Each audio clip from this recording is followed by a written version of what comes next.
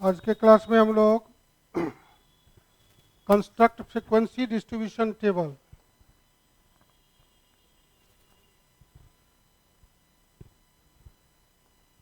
Construct frequency distribution table. Frequency distribution table are two types: discrete and continuous.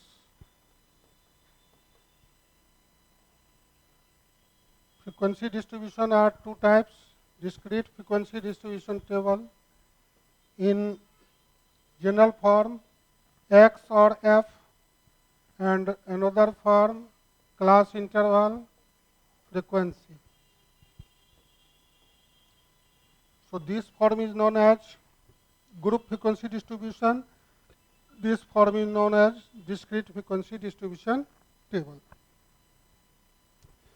So first of all, keep in mind tally.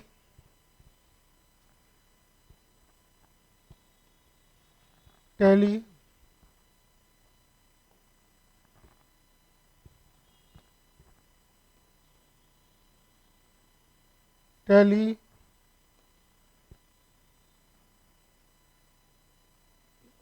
This is stroke. Stroke से मिल करके tally बनता है. Tally क्या करता है? Keeping count, गिनने की क्रिया को आसान करता है. फॉर एग्जांपल टैली और टैली बार्स, मिलान चिन्ह या मिलान रेखा.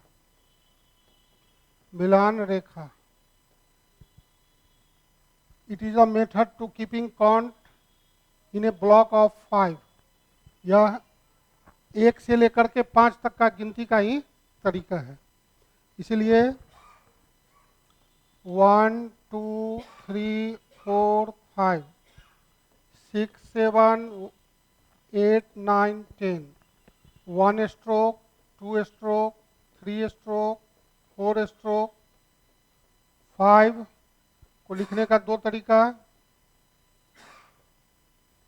6 तो पहले 5 लिखना पड़ेगा, देन 6 5, देन 2 स्ट्रोक 7 5, देन 3 5 4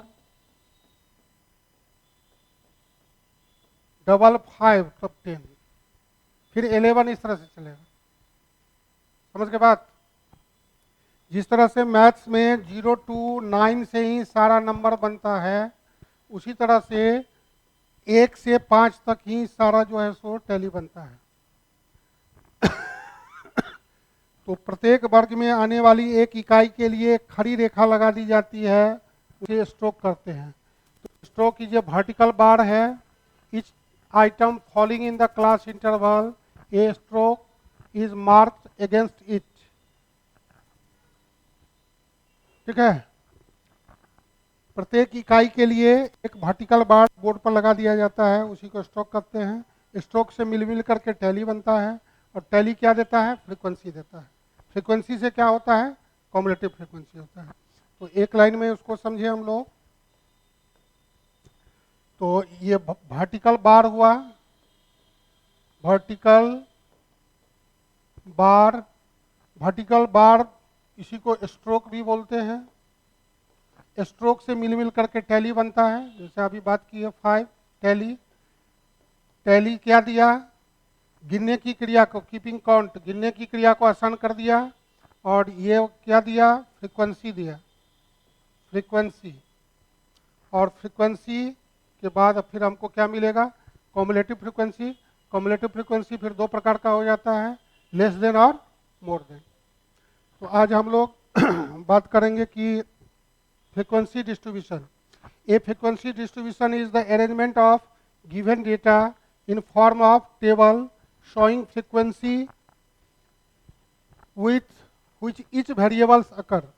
कौन वेरिएबल कितना, how term frequently comes up, known as frequency. किसी समग्र में एक मद या अवलोकन जितनी बार आती है अर्थात जितनी बार उसकी पुनरावृत्ति होती है उसे उस मद या पद की आवृत्ति या बारंबारता कहते हैं। तो how term frequently comes up, कौन कितना बार आया?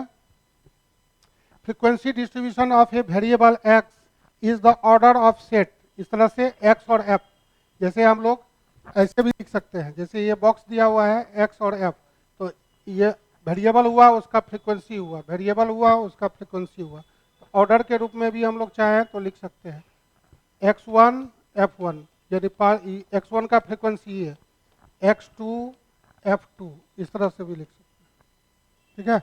या फिर इस तरह से बॉक्स में लिखें,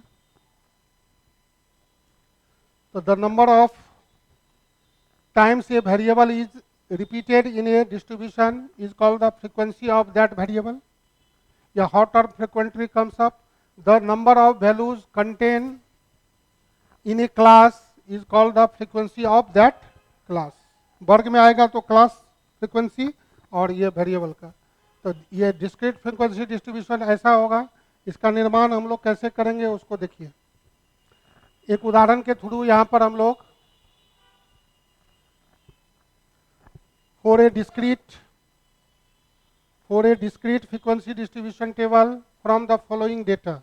Data are 15, 18, 20, 17, 23, 22, 23, 20, 16, 15, 18, 18, 16, 20, 15, 10, 20, 9, 19, 19, 22, 16, 22, 23, 20, 18, 23, 21, 16, 19, 21, 23, 15, 16, 18, 22, 20, 23, 21, 22, and 15, 21. So first of all, keep in mind maximum and minimum. So from observation, lowest 15, 15, 15, 15, 15, 15, 15. So lowest is 15 and highest 23, 23, 23, 23, 23, 23, 23. The highest 23. So minimum to maximum, keep in mind. So total 15, 16, 17, 18, 19, 20, 21, 22, 23.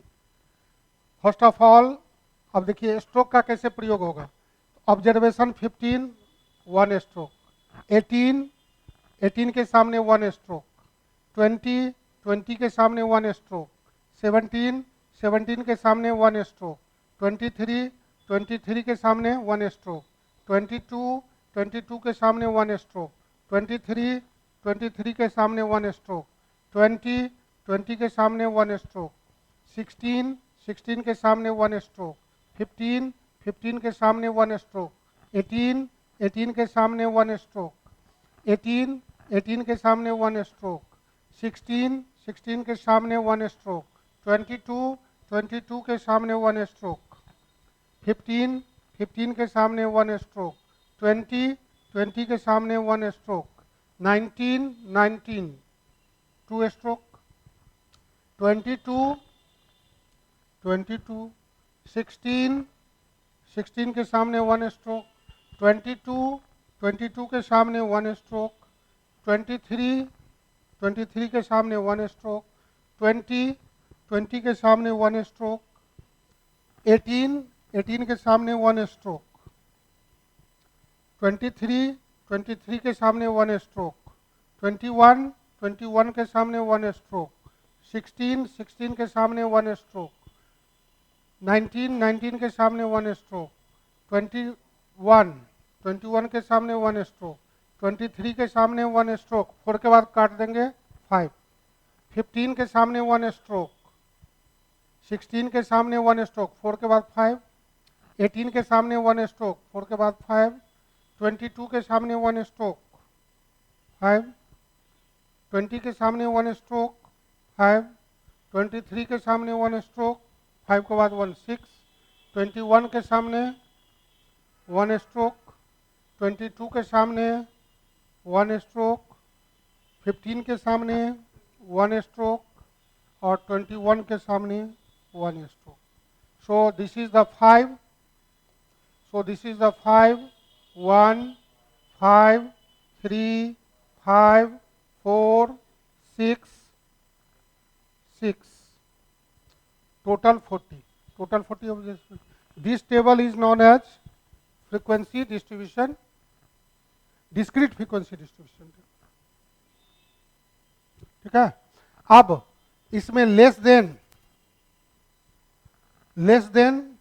20, less में 20 को छोड़ देंगे तो less 20 means this observation less than 20. Less than 20 means 15, 16, 17, 18, 19. 15 5 times, 1 times, 5, 3. Total sum 19. 19. इतना को add करेंगे 19. More than 20, so this observation 14. More than 20 means 21, 22, 23. More than 20. So 21 4 times, 6 times, 6 times, 16 times. ठीक है. इस तरह से तो लेस देन मोर देन इसमें भी होगा, लेस देन मोर देन में भी होगा. इस टेबल को हम लोग बोलते हैं डिस्क्रीट, जहाँ पर वेरिएट एक्स रहेगा, एफ रहेगा. इस टेबल को हम लोग क्या बोलते हैं? डिस्क्रीट. तो जनरल फॉर्म ये तो गिनने की क्रिया में लाए हम लोग. कैसे जब ये तैयार हो गया तो इसको हम लोग बोलते हैं, ये जो फॉर्म हो गया, ऐसा फॉर्म को हमको खट से समझ जाना है कि यह डिस्क्रीट है, जिसमें केवल एक्स और एफ, और जिसमें क्लास इंटरवल और एफ रहेगा उसको कंटिन्यूअस बोलेंगे. जैसा कि अगला में देख रहा ना, ऐसा ये ग्रुप हो गया. तो ग्रुप के लिए हमको क्या करना है, उसके लिए construct continuous frequency distribution table. सतत श्रेणी और सतत श्रेणी. For example, construct continuous frequency distribution table of the following marks score bye A class of 40 student. इसमें भी 40 स्टूडेंट हैं. 20, 10, 20, 11, 11, 37, 15, 40, 31, 29, 38, 27, 13. इस तरह से सारे ऑब्जर्वेशन 40 दिया हुआ है. तो construct the frequency distribution table. Keep in mind, first of all, highest observation solution. Highest observation 47. सब इसमें 37, 37, 40, 40, 40, 40. इस तरह से गौर से देखना पड़ेगा. 40, 40, 47, 47, 47, 47. हाईएस्ट हो गया 47. Lowest observation 7, 7, 7, 7, 7, 2, 2, 2, 2, 2, 2, 2, 2, 2, 2, 3, 4. तो 2 हो गया. तो रेंज हमको मिल गया. रेंज बराबर हाईएस्ट माइनस लोएस्ट, यानी 47 माइनस 2, 45. ठीक है. अब क्लास इंटरवल कितना का लेंगे, तो कभी कभी दिया रहेगा, कभी कभी नहीं दिया रहेगा. तो दिया रहेगा तो उसके हिसाब से लेंगे, और नहीं दिया रहेगा तो कीप इन माइंड कम से कम 5 और ज्यादा से ज्यादा 15 रखना है. एटलीस्ट 5 और मैक्सिमम 15. At least 5, maximum 15. तो यहाँ पर 45 है. तो number of class range upon class interval 45 upon 9, 5 class हो गया. So class interval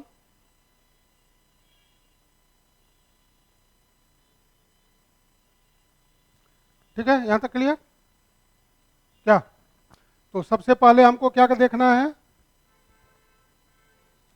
highest value को देखना है, लोएस्ट वैल्यू को देखना है, रेंज कितना पता हो गया, तो रेंज हमको पता हो गया 45, तो 45 डेटा को एडजस्ट करना है।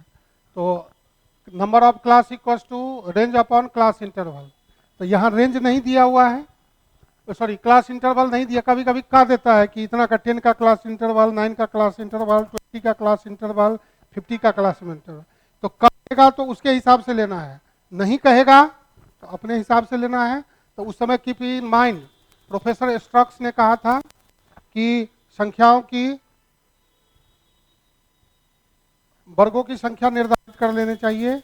इससे क्या होता है, इसलिए यही कारण है कि हम लोग घर बनाने से पहले नक्शा बनाते हैं, घर बनाने से पहले नक्शा बनाते हैं। तो इसके बारे में सबसे पहले आइडिया जो दिया था प्रोफेसर स्ट्रक्स ने दिया था। उन्होंने कहा कि बंटन सारणी बनाने से पहले वर्गों की संख्या निर्धारित कर लेनी चाहिए। जैसे ना हम लोग अब घर में कितने सदस्य हैं तो उसके हिसाब से ना रूम का निर्धारण होता है। अब 4 गो बाल बुजुर्ग है, अब 2 गो रूम बना लीजिएगा, 3 गो रूम बना लीजिएगा, तो हमेशा जो विवाद का ही कारण रहेगा। तो छोटा छोटा ही सही 4 को बना देंगे, 8 को बना देंगे कि भविष्य में डिस्ट्रीब्यूशन में भी सुविधा हो। तो स्टैटिक्स हमेशा काम को आसान करता है। और अब 6 को बना लेंगे, मामला फंस जाएगा। ठीक है, कोशिश करना है कि 4 को बनाना है, 8 को बनाना है, तो जिसको 4 बाल बुजुर्ग है 8 को बनाना है, 16 को बनाना है, इस तरह से भविष्य में जो है सो उसको दिक्कत नहीं हो। यही तो है विजन, समझ गया। इसीलिए बंटन सारणी बनाने से पहले वर्गों की संख्या निर्धारित कर लेना चाहिए। तो क्लास इंटरवल के बारे में 2 प्रकार का इन्फॉर्मेशन है, कभी कभी कहता है, कभी कभी नहीं कहता है। तो कह दिया तो उसके हिसाब से, नहीं कहा तो सुविधा अनुसार कम से कम 5, एटलीस्ट 5 और ज़्यादा से ज़्यादा 15। क्यों? संख्या अब बहुत बड़ा कर देंगे तो हाँ, अब क्वेश्चन में कह दिया उसके हिसाब से 16 आ गया तो गलत नहीं हुआ, क्योंकि क्वेश्चन का डिमांड है। 17 आ गया तो आप उसमें कुछ नहीं कर सकते क्योंकि उसका डिमांड है। लेकिन नियम है कि कम से कम 5 से 15 होना चाहिए। क्यों? तो संख्याओं की कोई भी सूची जिसकी लंबाई बढ़ती जाती है, उबाऊ और बोरिंग होती जाती है। तो बड़ा होने से निष्कर्ष निकालने में थोड़ा सा परेशानी होता है। यहाँ तक हो गया। अब उसके बाद कंटिन्यूअस के लिए देख रहे हैं ना, हाँ चाहे तो आप 10-10 का लें या 9-9 का लें, 2 तरह से कर सकते हैं, यहाँ पर दिखाए हैं। तो 0 to 9, 9 का लिए हैं तो ये 0 to 9, 10 to 19, 20 to 29, 30 to 39, 40 to 49।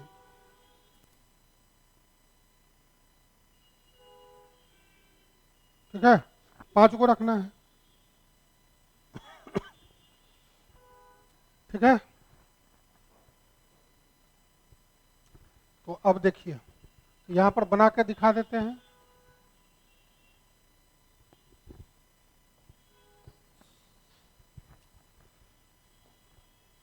तो क्लास इंटरवल यहाँ पर टैली आ जाएगा।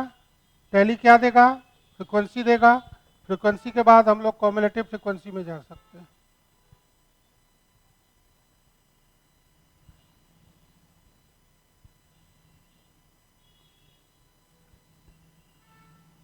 जीरो टू 9,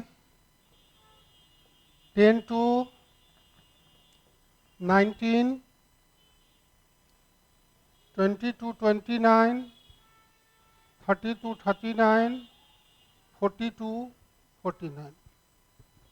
इसका अर्थ हुआ कि इसमें 0 to 9 तक रहेगा, इसमें 10 to 19 तक रहेगा, 20 to 29 तक रहेगा, 30 to 39 तक रहेगा, इसमें 40 to 49 तक रहेगा। तो प्रत्येक वर्ग में आने वाली एक इकाई के लिए तो यहाँ पर याद रखना है कि 20 किस में जाएगा? तो 20 to 29 में जाएगा 1 स्ट्रोक। 11 किस में जाएगा? तो 10 to 19 में जाएगा। 11 किस में जाएगा? 10 to 19 में जाएगा। 37 किस में जाएगा? 30 to 39 में जाएगा 1 स्ट्रोक। 15 किस में गिरेगा? इसमें आएगा। 40 किस में गिरेगा? 40 to 49 में गिरेगा। 31 किस में आएगा? 30 to 39 में आएगा, एक स्ट्रोक। 29 किस में आएगा? 29 इसमें आ जाएगा। 38 किस में आएगा? इसमें आएगा। 27 किस में आएगा? इसमें आएगा। 13 किस में आएगा? इसमें आएगा। 7 किस में आएगा? तो फर्स्ट क्लास में आएगा। 29 किस में आएगा? तो 20 to 29 में आएगा। 25 किस में आएगा? तो इसी में आएगा। 37 किस में आएगा? 30 to 39 में गिरेगा। 42 किस में आएगा? तो 40 to 49 में गिरेगा। 30 किस में गिरेगा? 30 to 39 में गिरेगा। 10 किस में आएगा? 10 to 19 में गिरेगा। 9 किस में आएगा? 9 इसमें आएगा। 27 किस में आएगा? 27 20 to 29 में आ जाएगा। 25 इसी में आएगा। 18 इसमें आएगा। 2 इसमें आएगा। 9 इसी में आएगा। 47 लास्ट में जाएगा। 17 इसमें आएगा। 11 इसी में आएगा। 32 इसमें आ जाएगा। 41 लास्ट में आएगा। 6 फर्स्ट में जाएगा। 29 इसमें आएगा। 15 इसमें आएगा। 13 इसी में आएगा। 39 लास्ट से पहले वाला में आएगा। 21 इसमें आएगा। 40 इसी में आएगा। 10 इसमें आएगा। 15 इसी में आएगा। 3 4 अब ये 7 फ्रीक्वेंसी, ये 12 9 7 5 कम्युलेटिव फ्रीक्वेंसी से सही हुआ कि नहीं हुआ इसका पता चलेगा। 7 28 35 40 टोटल 40 हो गया। क्लियर है? कहीं यहाँ पर जितना है और लास्ट में यहाँ पर आ गया तो एकदम सही है। इस फॉर्म को हम लोग क्या बोलते हैं?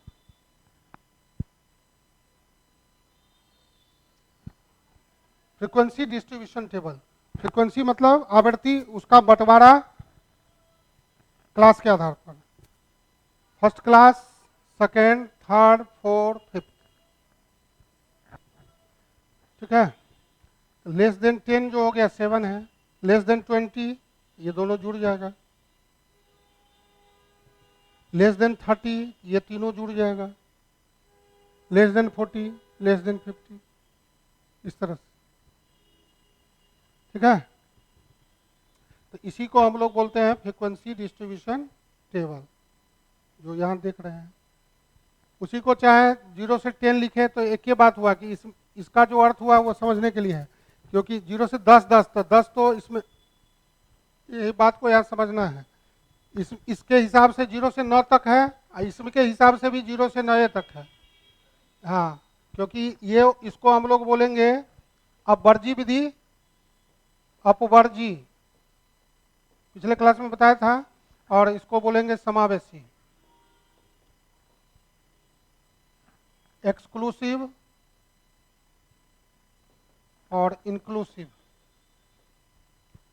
0 to 9 तक ही है, लेकिन देखें 10 इसमें नहीं है, इसमें है। अपवर्जी विधि में क्या होता है? Upper limit excluded, lower limit included. Upper excluded, lower. इस विधि में प्रत्येक वर्ग की उस सीमा अगले वर्ग में शामिल होती है, उस सीमा अगले वर्ग में शामिल होती है, उस सीमा अगले वर्ग में शामिल होती है। और समावेशी में दोनों इसी में, दोनों इसी में, दोनों इसी में, दोनों इसी में, दोनों इसी में, यही दोनों में अंतर है। समावेशी विधि, अपवर्जी विधि। तो समावेशी विधि में प्रत्येक वर्ग के निम्न सीमा के मूल्य उसी में शामिल होता है, जबकि उस सीमा के मूल्य उसमें शामिल न होकर के अगले वर्ग में शामिल होता है। क्योंकि 10 दो जगह दिख रहा है तो एक ही जगह ना होगा। जैसे पीपीएससी का पीटी आप 2 बार भर दिए, तो आप पीटी भर दिए मान लीजिए 2 बार, अब एक ही डेट में एग्जाम होगा तो एक ही जगह ना कहीं बैठिएगा, वही बात है। तो इसलिए इसमें है कि जो 10 है तो एक ही जगह रहेगा, तो ये अगला सबका अगला में रहेगा, यही तो है, नियम है। 9 तक उसमें है तो हाँ, इसलिए इसको अबर्जी विधि बोलते हैं, इसको समावेशी विधि। फ्रीक्वेंसी पर कोई फर्क नहीं पड़ता, चाहे ऐसे लिखें कि ऐसे लिखें, खाली लिखने का समावेशी अबर्जी। खाली यहाँ क्लास इंटरवल बढ़ गया, यहाँ पर 9 का हो गया और यहाँ पर 10 का हो गया। समझ गए? ये फ्रीक्वेंसी पर कोई फर्क नहीं पड़ता है। तो समावेशी विधि को अबर्जी विधि में बदलने का नियम भी पिछले क्लास में बताया था। इस तरह से हम लोग को यहाँ पर ध्यान देना है कि क्या हुआ। एक और एग्जांपल, तो फिर लेस देन मोर देन। देखिए, एक बार ये यूपीएससी 2007 में पूछा था। कंस्ट्रक्ट 20 स्टूडेंट का है। देखिए अब यहाँ पर लिख दिया ना क्लास इंटरवल 10। कभी कभी नहीं लिखता है, कभी कभी लिख दिया, तो क्लास इंटरवल 10 का लिख दिया। तो सबसे पहले अब यहाँ पर हमको सोचना है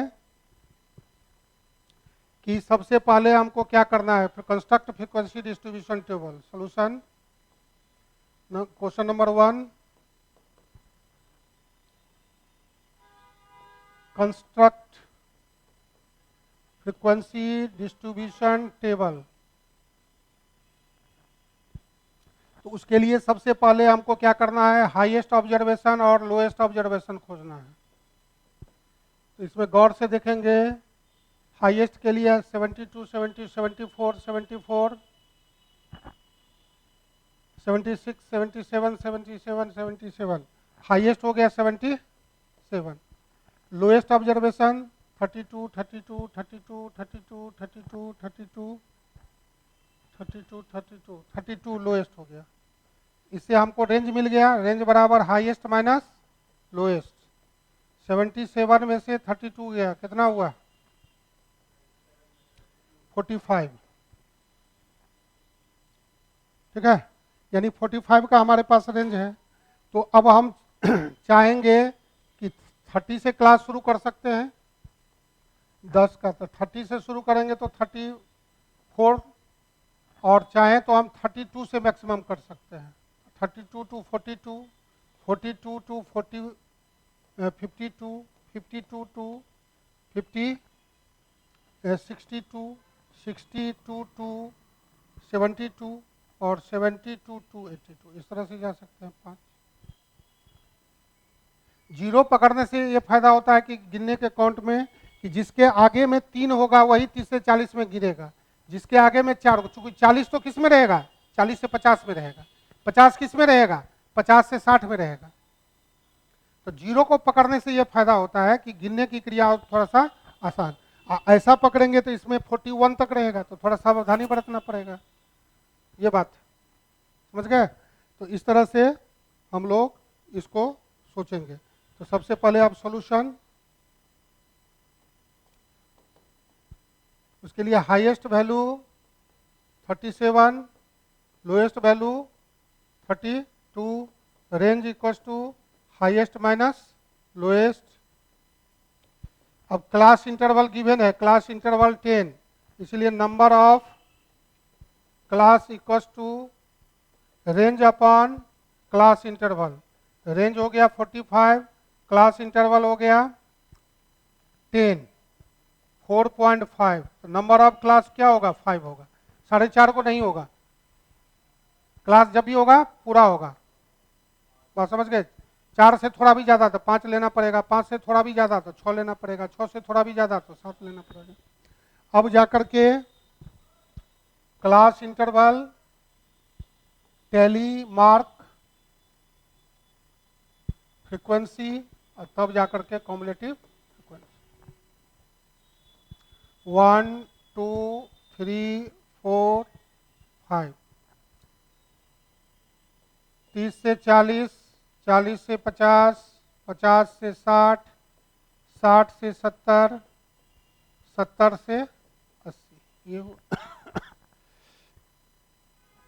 अब देखिए, अब यहाँ पर पहला है 32, तो 32 किस में गिरेगा, 30 से 40 में।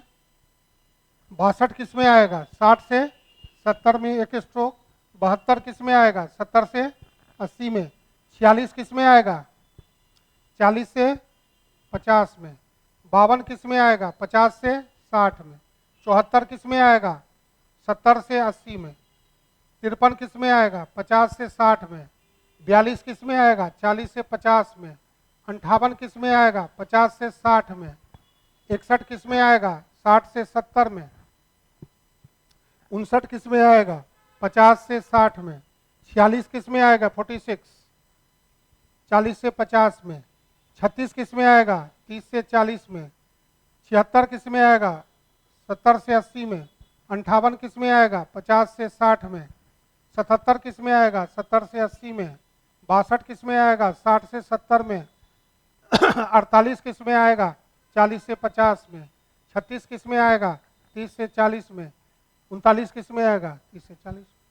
अब गिना गया, देख ना, कीपिंग काउंट। ये टैली क्या किया? गिनने की क्रिया को आसान कर दिया। अब ये क्या दे दिया? फ्रीक्वेंसी दे दिया। 4 4 5 3 4, टोटल 20। अब ये हुआ कि नहीं हुआ ये पता चल जाएगा कॉम्युलेटिव फ्रीक्वेंसी से। 4 4 + 4 8, 8 + 5 13, 16 20। अब यहाँ पर जितना है यहाँ आ गया, एकदम सही है। तो इस तरह से जो हम लोग का हुआ उसको हम लोग बोलते हैं फ्रीक्वेंसी डिस्ट्रीब्यूशन टेबल। ठीक है। अब इसमें पूछेगा कि लेस देन 60 कितना हुआ, तो यहाँ पर ऐड करना पड़ेगा। लेस देन बोलेगा तो ये दो को ऐड करना पड़ेगा। मोर देन बोलेगा 60, ये दो को आगे का ऐड करना पड़ेगा। 60 और मोर देन में 60 शामिल ही रहता है, तो मोर देन 60 तो ये 7 हो जाएगा। लेस देन 60 तो ये हो जाएगा, सॉरी 4 4 और 5 13 हो जाएगा। ठीक है, बात आगे समझ में? तो इस तरह से यहाँ से भी लेस और मोर, कल का क्लास इसी पर होगा, लेस देन और मोर देन पर, पूरा फ्रीक्वेंसी डिस्ट्रीब्यूशन, उसका बहुत काम है। अब यहाँ पर इस तरह का कोई भी सवाल रहेगा तो इसी तरह से यह टेबल में जाएगा। अब देखिए ऐसा टेबल हुआ तो ये फ्रीक्वेंसी डिस्ट्रीब्यूशन टेबल हुआ। Construct frequency distribution table. Construct frequency distribution table from the following data and find the number of student below 15। तो बिलो 15 पूछ रहा है, तो बिलो 15 मतलब हुआ कि इसको ऐड कर देना है। कितना हुआ? 16 + 12 + 4 32, 15 से कम। समझ गए बात? तो 15 से कम 32 हो गया। अगला क्वेश्चन इस तरह का जो इस पर क्वेश्चन पूछेगा उसको ध्यान दीजिए। ये लाइफ टाइम है। The following table gives the distribution of life times of 400 electric bulbs. अब यहाँ पर 300 से शुरू है। इसका क्या अर्थ हुआ कि प्रत्येक बल्ब कम से कम 300 घंटा चलता ही चलता है। समझ के बात? प्रत्येक बल्ब जो है इस टेबल के हिसाब से कंपनी वाला सबको कम से कम 300 घंटा चलता ही चलता है, तब 300 से शुरू हुआ। अब 300 से 300 नहीं, यानी 400 घंटा तक पहुंचते पहुंचते 14 को निष्क्रिय हो गया। अगला और 100 घंटा में 46 निष्क्रिय हो गया। अगला और 100 घंटा में इतना, इस तरह से 1200 घंटा तक जाते जाते 400 का 400 बल्ब निष्क्रिय हो गया। ये कह रहा है। तो टोटल बल्ब कितना है? तो कह रहा है कि देखिए यहाँ पर ऑब्जेक्टिव एग्जाम के लिए और मेंस के लिए भी पहले यूपीएससी में पूछता था इस तरह का। The percentage of bulbs whose life time are at least 500, यानी कम से कम 500, बट लेस देन 1000, यानी 999, इतना तक का पूछ रहा है। यहां से यहां तक का पूछ रहा है कि कितना परसेंटेज है, तो इतना को जोड़ना पड़ेगा। कम से कम 500 और 1000, 500 से 1000 के बीच में इतना रास्ता आया, तो उसमें हमको ऐड करना पड़ेगा 58, 76, 68, 62, 48। इसको ऐड करिए तो देखिए 312 गया, तो इसका परसेंटेज हो जाएगा 312/400 इंटू 20 से 20 कैंसिल, 312/4, 7 चौक 28, 3 8, 78%। कम से कम 500 पर 1000 घंटा से कम। समझ गए? 78% का जो है सो। दूसरे अर्थों में और डिटेल से समझिएगा तो देखिए इस तरह से सोचिए, कम से कम 500 मतलब हुआ कि 500 से शुरू। जैसे हम लोग को ऑनर्स में एडमिशन मिलता है तो कम से कम 45% रहने पर ही मिलता है, उससे 44% भी रहेगा तो नहीं मिलेगा। तो कम से कम 500 मतलब हो गया एटलीस्ट 500 आवर। इसीलिए हमको 500 से शुरू हुआ, तो 500 से हमको जाना पड़ेगा 599, 600 से 699, 700 से 799, 800 से 899 और 900 से 999। तो आ गया हमको 1000 से कम से कम 500 घंटा पर 1000 घंटा से कम। तो ये रेख रेखा हो गया। अब इसका संख्या कितना है चित्र से? 76, 58, 58 से नहीं, 58, 76, 68, 62, 48, सबको जोड़ दीजिए, टोटल हो गया 312।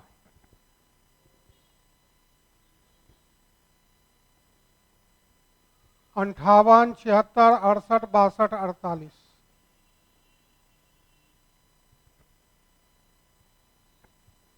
312। अब इसका परसेंटेज, तो टोटल बल्ब है 400, तो इसका परसेंटेज टोटल, देखिए यही बात, परसेंटेज हमेशा टोटल पर percentage equals to required percentage 312/400 into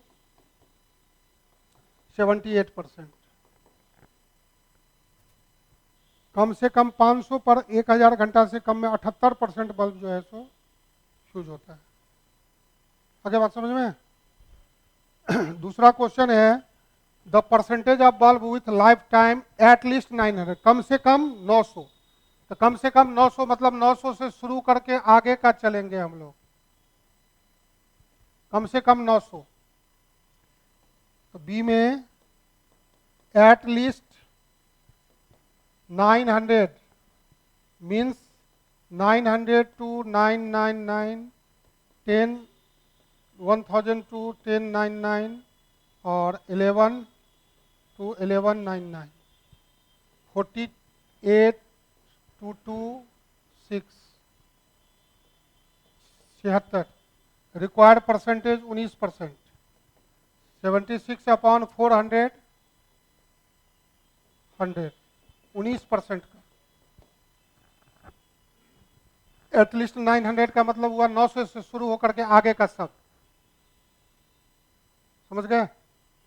तो कल हम लोग लेस देन और मोर देन पढ़ेंगे तो और क्लियर होगा। तो एटलीस्ट का अर्थ यही हुआ जहां से शुरू आगे का सभी।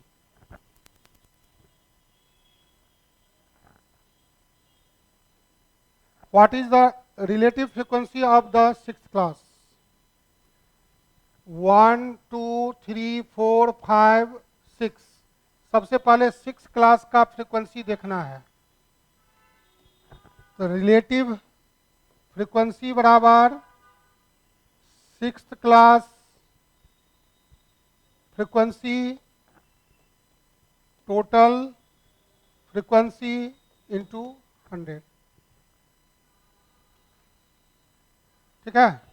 तो 6th क्लास का फ्रीक्वेंसी हो गया 62, टोटल फ्रीक्वेंसी 400। तो ये हो गया हम लोगों को कितना परसेंट? 62/4, 15.5%।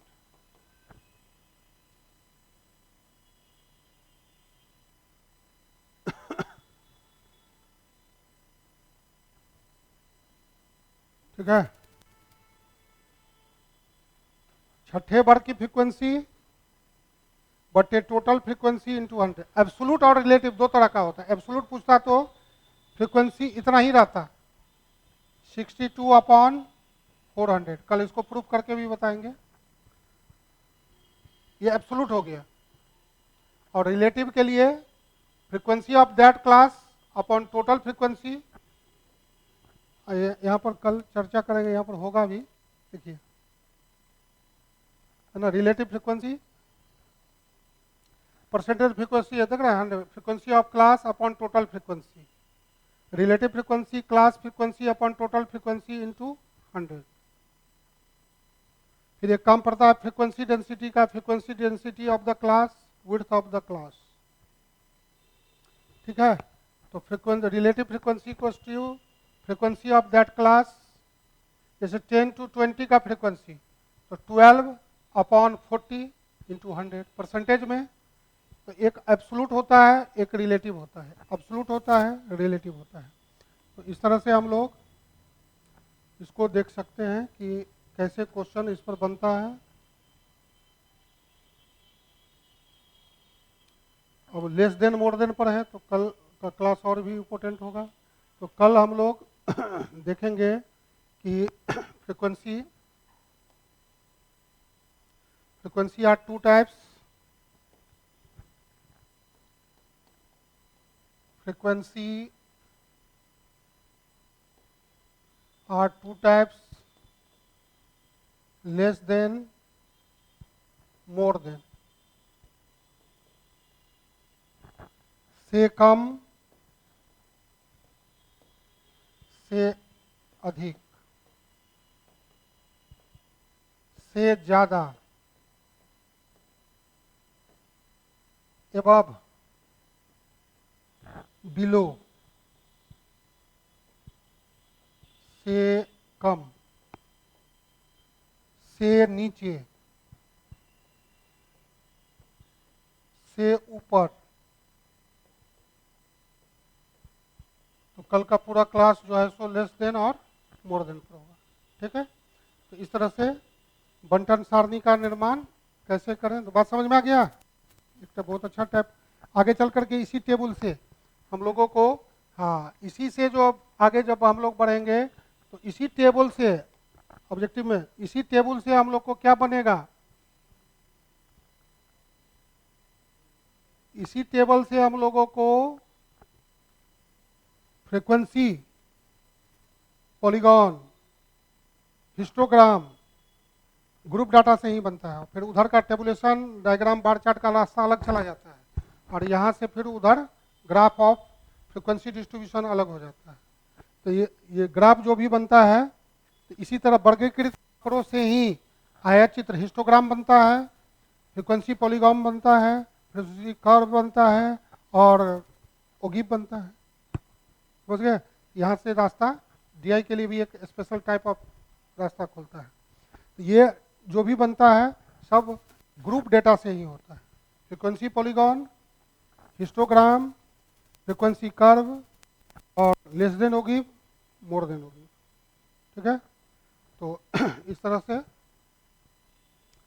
तो इस अंक में इतना ही। फिर हम लोग नेक्स्ट वीडियो में मिलते हैं। तो ढेर सारी शुभकामना। और यदि आप हमारे साथ जुड़ना चाहते हैं तो आप 9934902040, 9835406716 व्हाट्सएप या कॉलिंग के माध्यम से जुड़ करके, चाहे बीपीएससी के लिए या फिर ऑब्जेक्टिव स्टैटिक्स के लिए 72 मेंस का class English medium, Hindi medium separate, objective, जुड़ सकते हैं और लाभ उठा सकते हैं। जय हिंद, जय भारत, जय भैया।